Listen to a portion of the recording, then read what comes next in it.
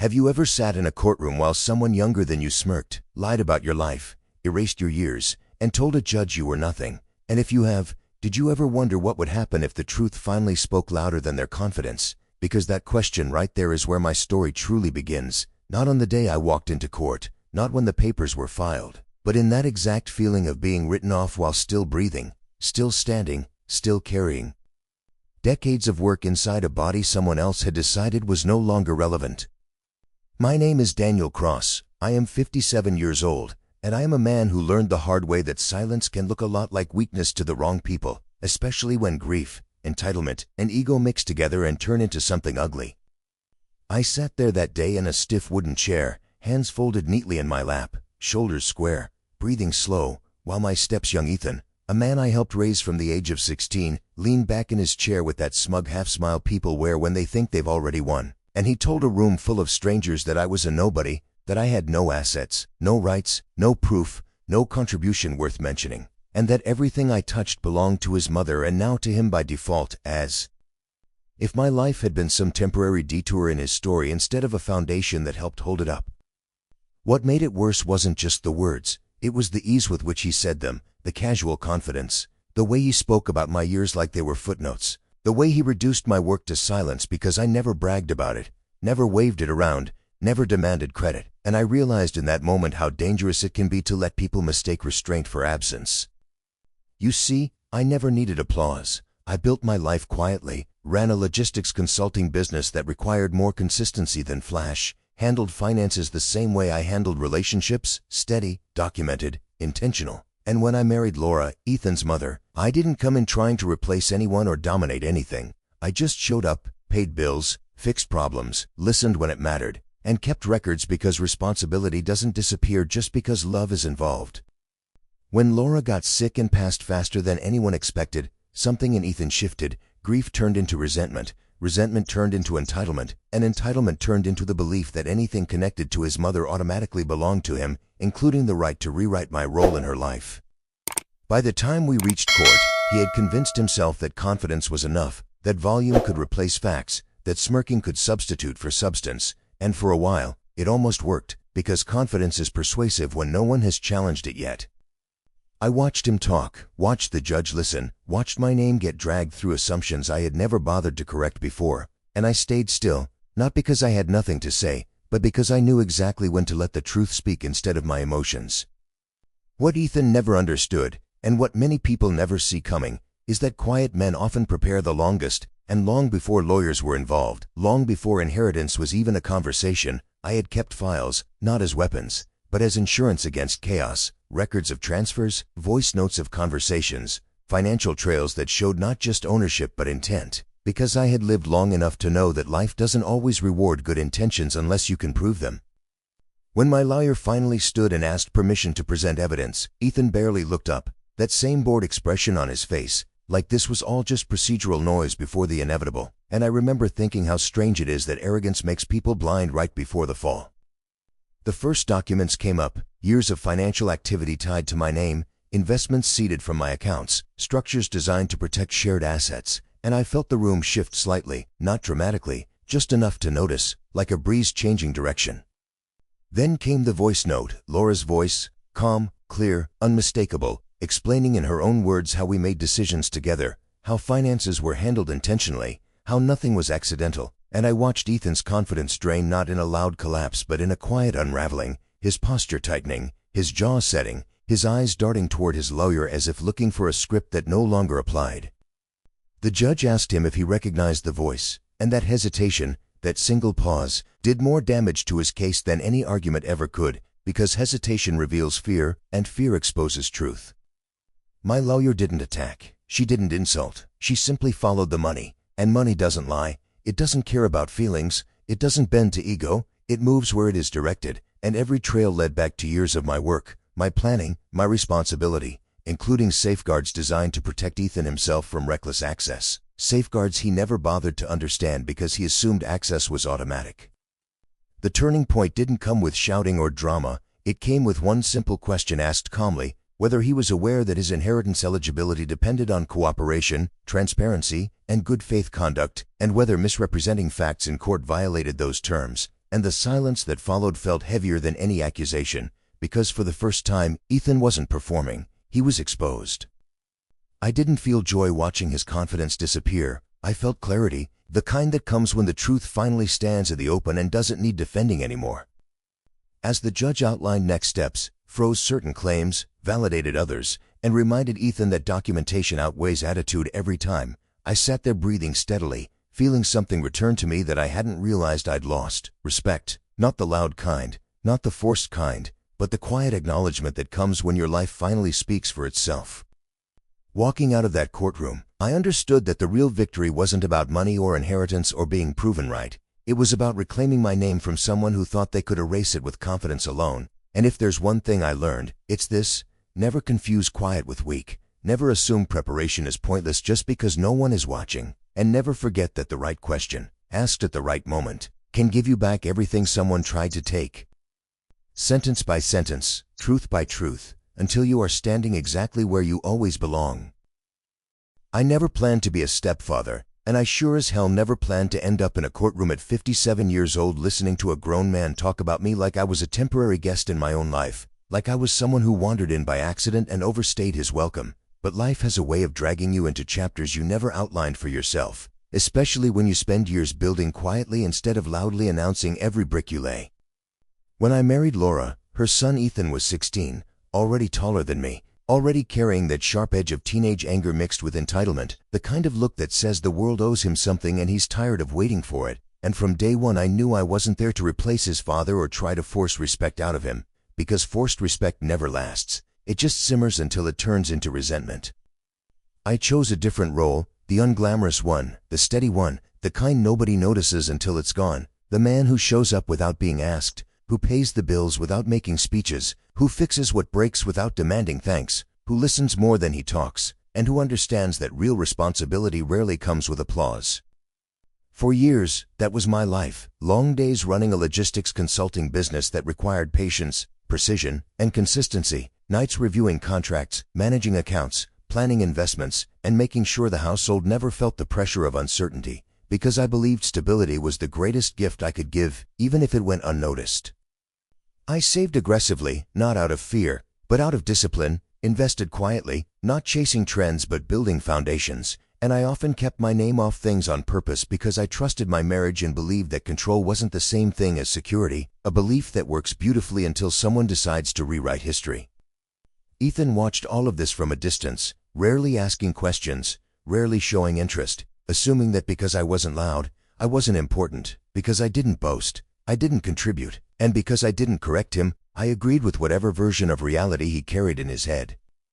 When Laura got sick, everything accelerated, the days blurred into hospital rooms and quiet drives home, and when she passed after a short, brutal fight, something in Ethan didn't just break, it hardened. Grief twisted into anger, anger into entitlement, and entitlement into a belief that anything connected to his mother belonged to him by default, including the right to dismiss me entirely. He stopped seeing me as a person and started seeing me as an obstacle, an older man in the way of what he believed was rightfully his, and every act of kindness I had shown over the years was suddenly reframed as convenience, every sacrifice reduced to coincidence.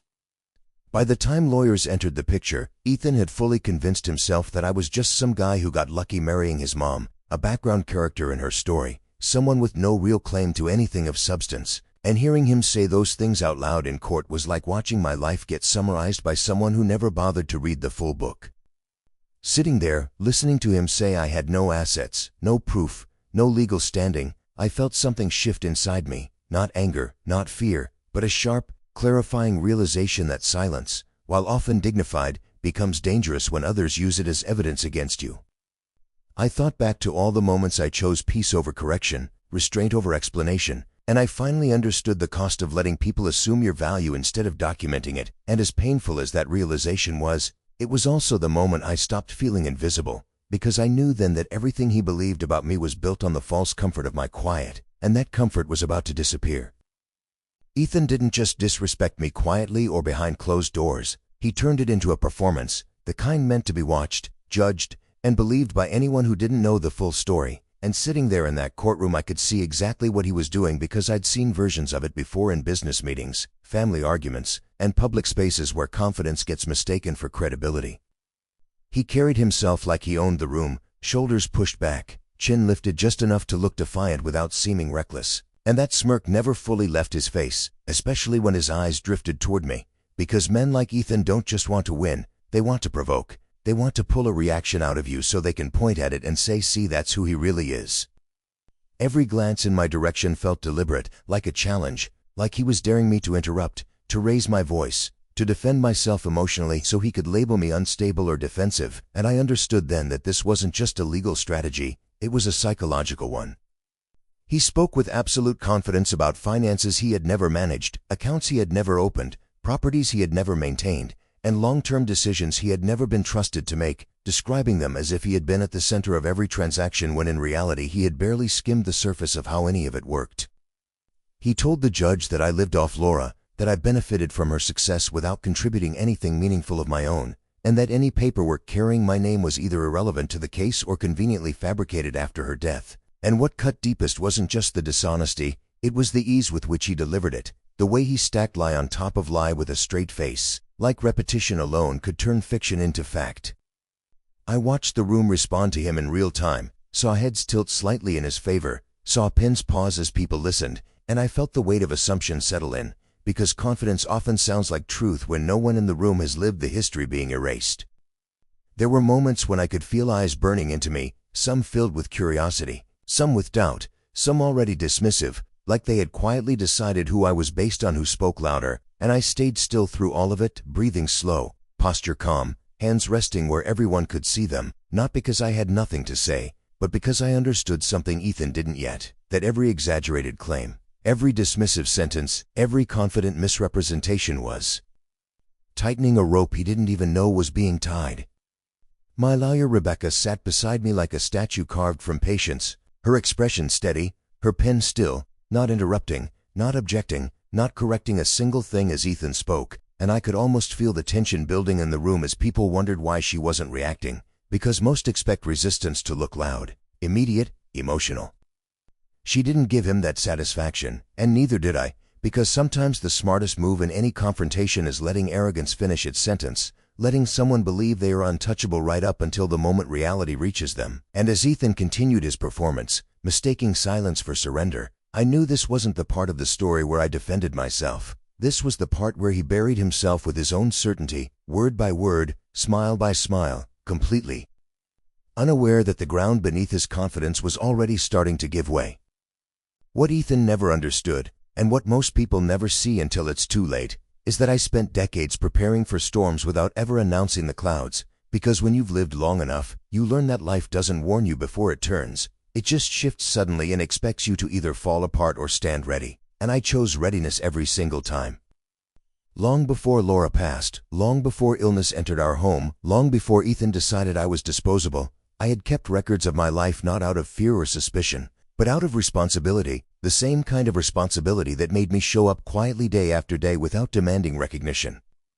Every financial transfer, every investment decision, every shared expense, every business structure, every account authorization, every tax filing, and every voice message where real decisions were discussed had been stored carefully, labeled clearly, backed up securely, and documented legally, because that's what you do when you understand that memory fades but paperwork doesn't, emotions shift but records remain. I came from a generation that believed preparation was a form of respect, respect for your partner, respect for your work, and respect for yourself, and I never believed that trust meant recklessness or that love meant abandoning structure. Laura understood this about me. She appreciated it even if she didn't always talk about it, and together we built a life where stability mattered more than appearances, where planning quietly was more important than showing off loudly.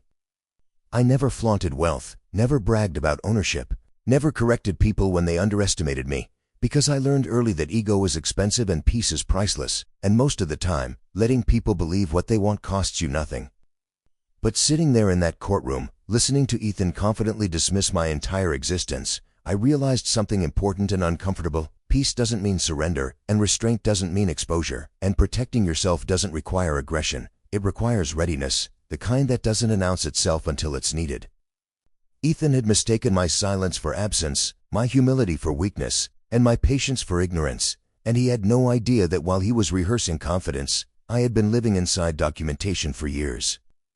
When Rebecca finally stood up and asked the court for permission to present evidence, she didn't dramatize it. She didn't raise her voice. She didn't frame it as a counterattack. She treated it like the natural next step in a process, and that alone should have been Ethan's first warning.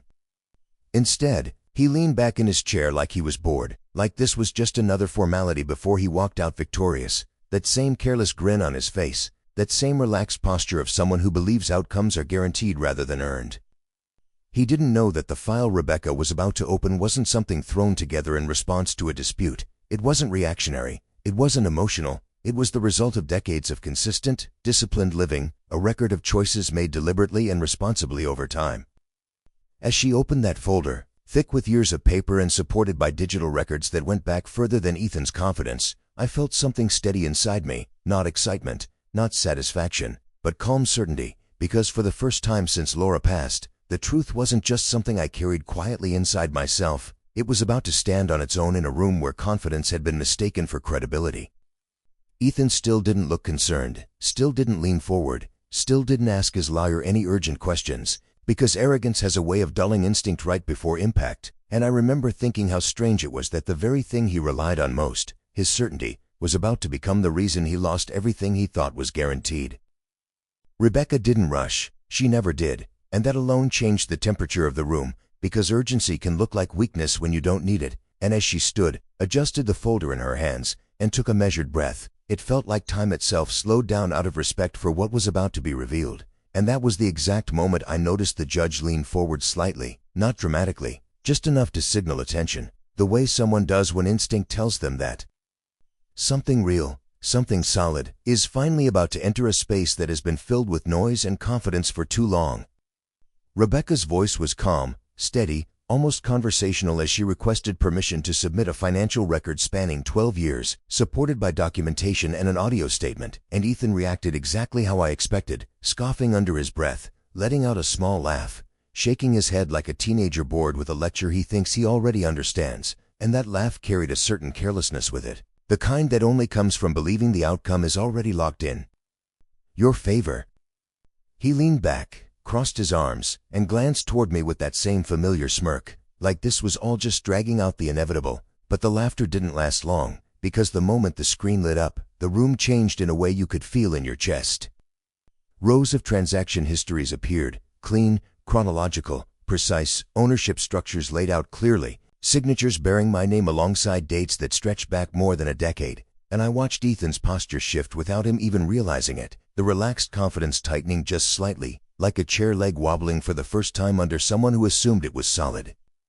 This wasn't speculation, this wasn't interpretation, this wasn't emotion dressed up as evidence. This was structure, numbers, dates, intent, the kind of information that doesn't argue, it simply exists. And as Rebecca calmly explained that these records were not created in response to this dispute but were part of long-standing filings tied to tax submissions, corporate disclosures, and estate planning decisions made years before Laura ever got sick, the judge nodded slowly, not impressed, not sympathetic, just attentive, and that attention felt heavier than any accusation because it meant the court was now listening to facts instead of confidence. I could feel the air shift, the subtle straightening of backs, the quiet pause of pens that had been scribbling notes moments earlier, and Ethan's lawyer leaned forward for the first time, scanning the screen with a seriousness that hadn't been there before. Rebecca continued without drama, explaining how each structure had a purpose, how decisions were made deliberately, how assets were protected not out of secrecy but foresight, and how everything presented a line consistently across years of independent records. And the more she spoke, the smaller Ethan seemed to become in his chair, not physically, but in presence, because presence built on performance collapses when confronted with preparation. I sat there breathing evenly, hands still folded, feeling something strange and grounding settle inside me, not satisfaction, not revenge, but a quiet sense of alignment, like the truth was finally standing in the open instead of being something I carried alone. Ethan stopped smirking, his jaw tightened, his eyes flicked between the screen and his lawyer, and for the first time that day he looked uncertain, because certainty can't survive documentation it never anticipated. Rebecca didn't raise her voice or rush through the material. She let the records speak at their own pace, each page reinforcing the last, each figure supporting the next, and the judge's questions became more specific, more focused, directed not at me but at the information itself, because once facts take the floor, personalities lose their grip. I remember thinking in that moment how fragile arrogance really is, how easily it dissolves when confronted with consistency, and how many people mistake silence for absence without realizing that some of the strongest foundations are the ones built quietly, over time, without an audience. Ethan shifted in his seat, uncrossed his arms, leaned forward, then leaned back again like he couldn't find a position that felt secure anymore, and the room seemed to recognize it all at once. The performance was over, the stage lights were gone, and what remained was substance, weight, and truth, sitting calmly in a folder that had waited years for exactly this moment.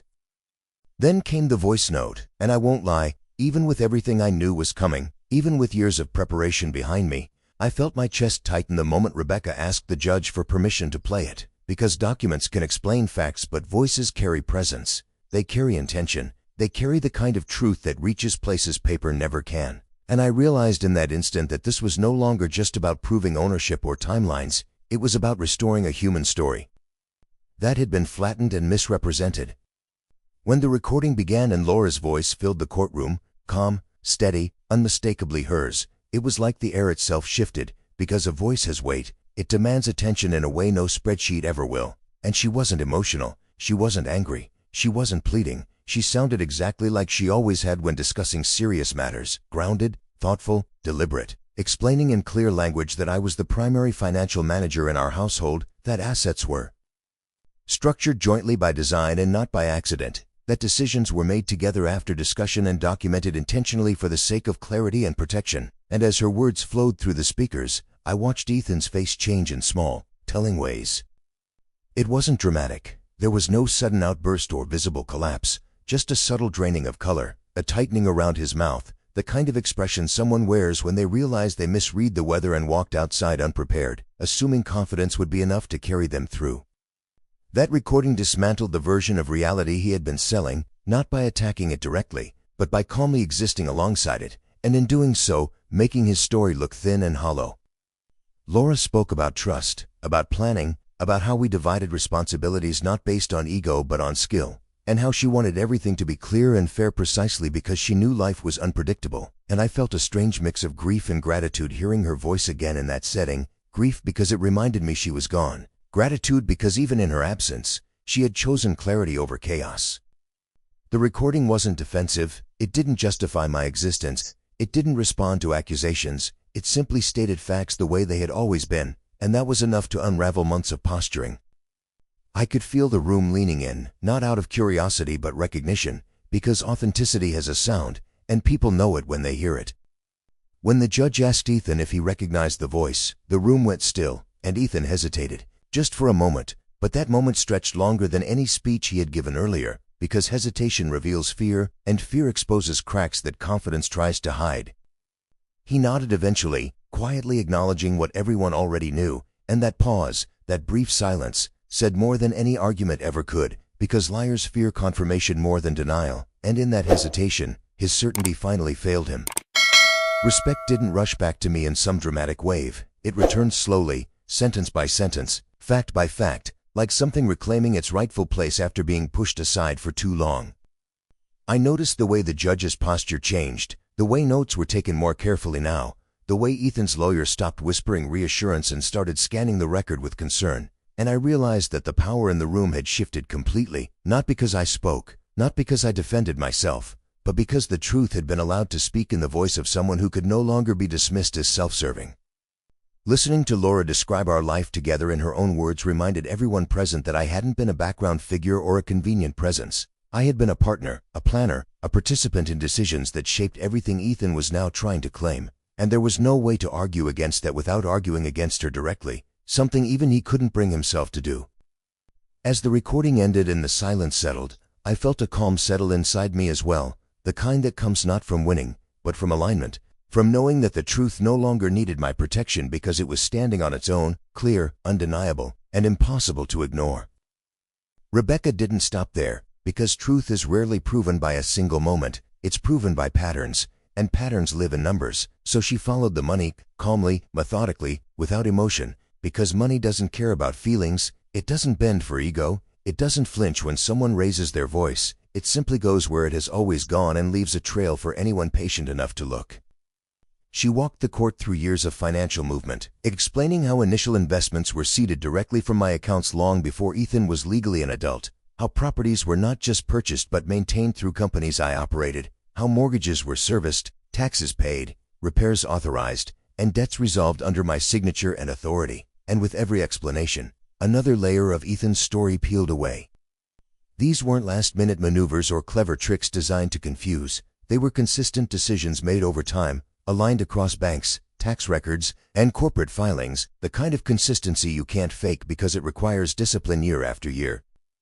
Rebecca explained how structures were intentionally designed not to hide assets but to protect them, to ensure stability, to prevent impulsive access that could destroy long-term security, and she made it clear that these protections were not aimed at excluding Ethan but safeguarding him, something he had never once acknowledged because acknowledging it would require admitting he hadn't understood what he was inheriting in the first place.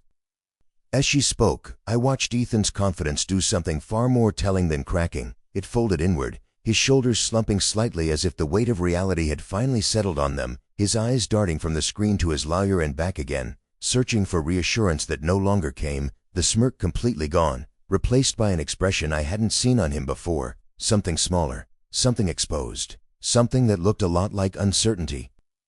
Rebecca continued, explaining that inheritance was never unconditional, that it was tied to conduct, cooperation, and responsibility, and that Ethan's own actions over the past year, the confrontations, the refusals, the public misrepresentations, had triggered safeguards built into the very structures he was now challenging, safeguards he never bothered to understand because he assumed access was automatic and authority was inherited rather than earned.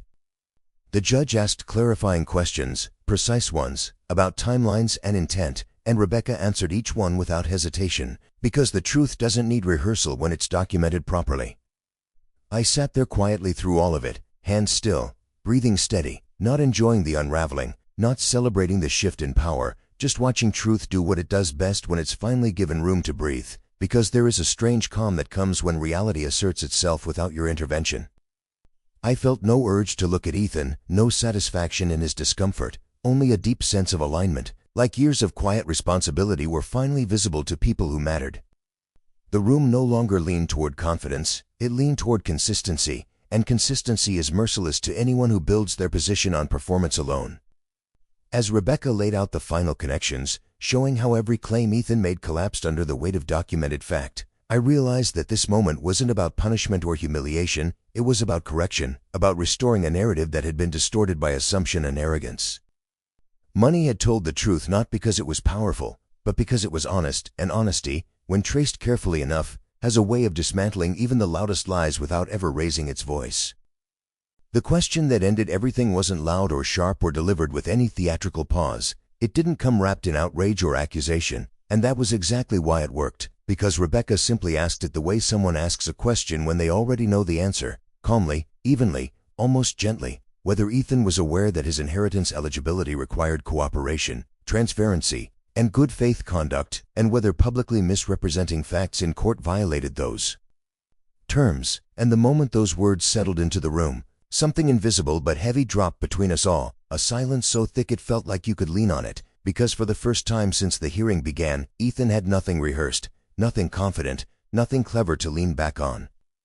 I watched him look toward his lawyer instinctively, eyes searching for guidance, reassurance, some kind of escape route, but she didn't move, didn't interrupt, didn't save him, because there was nothing left to argue. Then his gaze shifted to the judge, hoping maybe authority itself would soften the moment. And finally he looked back at Rebecca, the person who had quietly dismantled his entire performance without raising her voice once. In that instant, it became painfully clear that Ethan wasn't in control anymore. He wasn't directing the narrative. He was trapped inside it, surrounded by his own words, his own confidence, his own assumptions, and when he muttered that he wasn't aware of those conditions, his voice barely audible compared to how loudly he'd spoken earlier, the judge responded calmly, almost kindly, reminding him that ignorance doesn't override documentation and that responsibilities don't disappear just because someone chooses not to read them.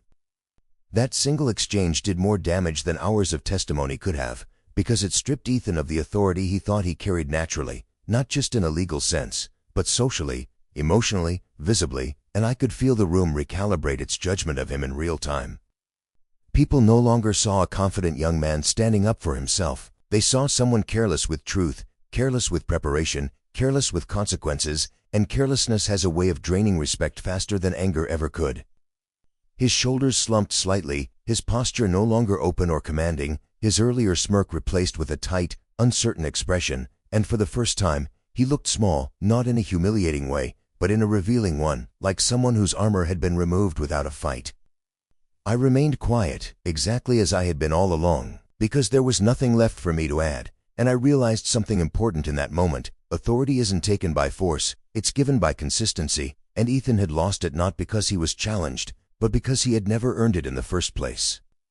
The room didn't turn against him harshly, it simply stopped believing him, and that loss of belief was final, because once confidence is exposed as empty, it never carries the same weight again. As the judge moved on, outlining the implications of what had just been established, I felt a steady calm inside me, not triumph, not relief, but something deeper, a quiet certainty that the performance was over, the truth was standing alone without my help, and respect, the kind that isn't demanded or defended, had finally returned to where it belonged. I didn't speak much that day, because I didn't need to. The courtroom had already witnessed a quiet transfer of authority that no one could deny, a shift that didn't require theatrics, anger, or vindication, because true power is rarely loud. It emerges through preparation, patience, and restraint, the kind that builds invisibly over years and only becomes visible when circumstances demand it. And that was exactly what had happened in that room. As the judge outlined the next steps, freezing certain claims, validating others, and cautioning against any further misrepresentation or attempt to twist facts, I could feel the subtle rhythm of control moving toward me, a rhythm that had nothing to do with the loudest voice or the sharpest tongue, but everything to do with decades of consistent, deliberate action, and it settled over me in a way that was unfamiliar after so many years of being underestimated, dismissed, and deliberately erased from the narrative I had helped shape. Ethan, the man who had spent months presenting himself as confident, entitled, and untouchable, avoided my eyes completely, not because he was afraid of confrontation in the conventional sense, but because he had just seen a system of truth, structure, and accountability unfold in a way that completely invalidated the persona he had worked so hard to project. And in that avoidance, I realized something important about respect. It isn't something you claim, it isn't something you demand, and it certainly isn't something you can perform convincingly. It is earned silently, methodically, and consistently, and in that quiet earning, it speaks louder than any display of arrogance could ever hope to. Watching him shift uncomfortably in his chair, shoulders tightening, eyes flicking nervously toward his lawyer and then the judge, while the judge methodically addressed each point of misrepresentation, clarified which safeguards were now active, and reminded the court of the legal framework governing inheritance and responsibility, I felt a strange mix of relief and gravity, because the work wasn't over. There would be follow-ups, filings, discussions, but the essence of justice, the recognition of diligence over performance, had already manifested before my eyes, and it was irreversible in a way that would affect not only this courtroom but the understanding of everyone present about who I was and what I had accomplished quietly over decades. There was no need for celebration, no urge to gloat, no dramatic gestures. All of that would have cheapened the moment, because the real satisfaction comes from alignment, from seeing the world finally acknowledge the truth you've carried quietly, from realizing that patience, integrity, and preparation are currencies more valuable than loud declarations of dominance. And I felt it settle deep into my chest as a sense of clarity I hadn't experienced in years. I didn't feel anger toward Ethan in that moment, not even bitterness, because I understood that the lesson hadn't been delivered for revenge. It had been delivered by truth itself, a force more powerful than any resentment or performance, and I recognized the value of consistency over showmanship, of discipline over impulsiveness, and of the quiet weight of responsibility over the loud illusion of entitlement. People in the room began to sit straighter, lawyers adjusted their notes, the judge's attention sharpened with the realization that decorum and facts had eclipsed pretense, and in that steady, almost imperceptible way, I watched power change hands without spectacle or announcement, without triumphalist gestures, and I understood completely that this was the kind of victory that lasts, the kind that doesn't fade with emotion or memory, the kind that doesn't depend on applause but on recognition of effort, foresight, and integrity. And in watching it unfold, I finally felt my life, my work, and my presence acknowledged exactly as they had always deserved to be, quietly, completely, and irrevocably. Walking out of that courtroom, I carried with me a clarity I had never fully appreciated before, a kind of understanding that only comes when you've been doubted, dismissed, and underestimated, yet still emerge not because of force or volume, but because of preparation, patience, and the quiet resilience that builds over decades. And in that clarity, I realized a series of truths about life, respect, and human behavior that I wish someone had handed to me earlier, truths that might have spared me years of self-doubt and quiet suffering had I understood them sooner. Silence, I understood, is powerful, but it's not power by itself. Silence only carries weight when it's paired with readiness, with preparation, with knowledge that when the moment comes, you can act decisively, not react impulsively. Kindness is important, of course, and I've always believed in treating people with empathy and patience, but boundaries matter even more, because without boundaries, kindness becomes vulnerability that others are quick to exploit, and letting someone underestimate you, as I had done for so many years, isn't humility. It's a liability when it costs you your dignity and allows others to rewrite your story. I realized in that moment that I didn't win because I was smarter than Ethan, or louder, or more aggressive. I won because I was steady, because I had built a life meticulously documented, because I respected myself enough to preserve and protect the work, relationships, and trust that I had cultivated over decades, and because when the time came, I allowed truth to speak louder than ego, emotion, or performance. I had spent years quietly building a foundation, and while Ethan had relied on performance, charm, and assumed entitlement, I had relied on consistency, foresight, and the patience to wait for the right moment, and when that moment arrived, everything shifted naturally, irrevocably, and in a way that no one could dispute, because evidence, honesty, and deliberate preparation have a permanence that arrogance cannot touch. The lesson became even more profound as I walked through the courthouse doors into the late afternoon sun, feeling the weight of tension lift from my shoulders, and understanding that respect is never given automatically. It is earned, maintained, and defended, often quietly, often without recognition, but when it returns after being denied, it feels like reclamation not just of reputation, but of self-worth and personal narrative. I thought about Ethan, how he had mistaken confidence for authority, how he had assumed that smirks, loud words, and public dismissal could replace preparation, and I realized how common that mistake is, how many people believe that outward bravado is proof of competence, and how often the quiet, the discipline, the steady are overlooked until circumstances force acknowledgement, and in that recognition lies one of life's most overlooked truths: power built on substance outlasts power built on perception. I reflected on the years I had spent supporting Laura, guiding Ethan when he was a teen, managing finances, handling responsibilities, all without demanding applause, and I realized that each small, unnoticed act accumulated into an unshakable presence, the kind that cannot be contested once it has been revealed, because substance always eventually outweighs performance, and integrity will always outlive arrogance if given time to manifest.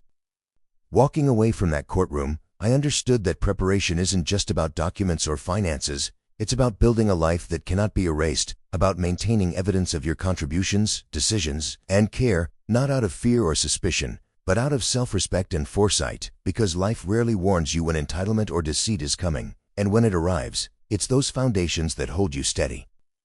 I realized, too, that patience is not passive, it is active, and often the quietest people are the most powerful because they see the entire game, anticipate the moves of others, and wait for the precise moment when action will have the greatest impact. I also learned the subtle but important difference between humility and underestimation. Humility can coexist with strength, but being underestimated by default is dangerous if it costs you your voice, your influence, or your dignity, and the world rarely corrects these misjudgments without evidence and persistence, which is why the files, the voice note, the years of structured planning mattered more than any single courtroom argument. I reflected on the right question, the single, calm, deliberate question that ended Ethan's performance, and understood how timing, phrasing, and preparation create moments that can dismantle false narratives entirely, and how the right intervention, applied with precision, can reclaim what has been denied or misrepresented for years. In walking out of that building, I didn't feel triumph. I didn't feel vindication in the petty sense. I felt alignment, a deep, steady recognition that what I had built, documented, and protected over decades could not be erased by arrogance, smirks, or temporary performance, and that truth, when given room, always finds a way to be heard, always finds a way to restore what belongs to it. The clarity I gained that day is something I carry with me in every decision now, every interaction, every moment when someone might assume I am weak, quiet, or irrelevant. I know that preparation, patience, and consistency cannot be rushed, they cannot be faked, and they cannot be overcome by mere performance.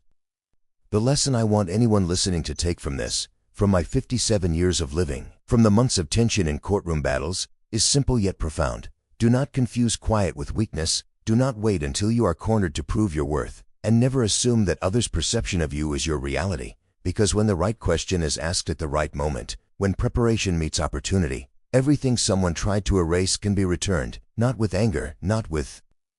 spectacle, but with dignity, clarity, and the quiet, undeniable authority that comes from living a life built on truth, foresight, and steady, relentless integrity.